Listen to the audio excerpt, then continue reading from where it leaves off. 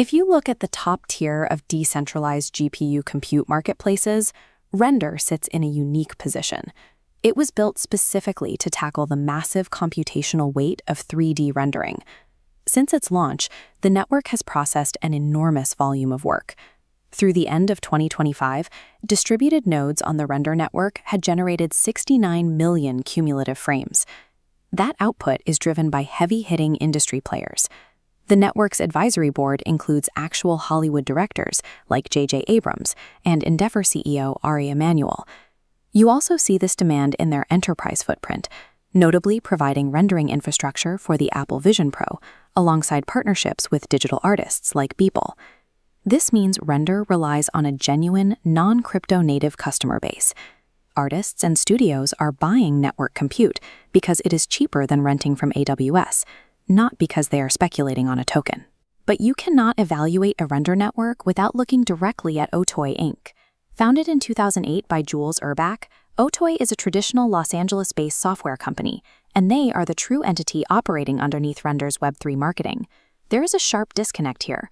The marketing pushes the promise of a decentralized Web3 network, but the actual practice relies entirely on a closed corporate architecture.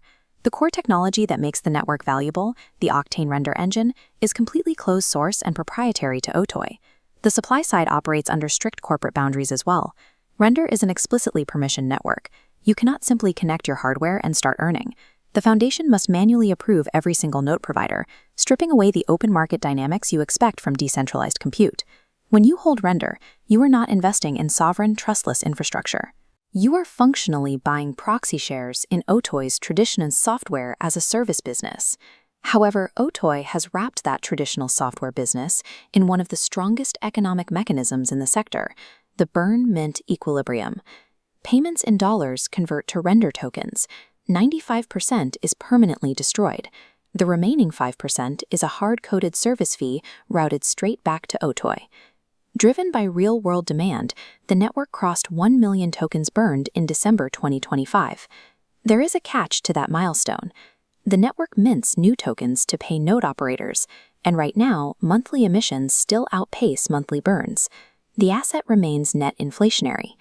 The burn-mint equilibrium creates a strict, highly effective link between network usage and token scarcity.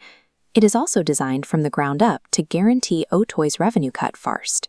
To increase that network usage, Render has expanded beyond 3D graphics into the highly lucrative artificial intelligence market via a subnet branded as Dispersed. A governance vote, RNP 019, formalized this shift. It set up structured availability and job-based token rewards to incentivize operators to point their hardware toward AI workloads.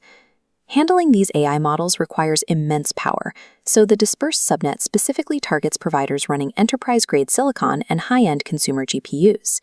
To fulfill that hardware demand, the network passed another governance vote, RNP 023, which integrated Salad Network as the exclusive provider for this new subnet. This exclusive integration highlights the difference. Networks like Akash allow open, permissionless hardware onboarding from anyone. Render relies on strictly closed agreements.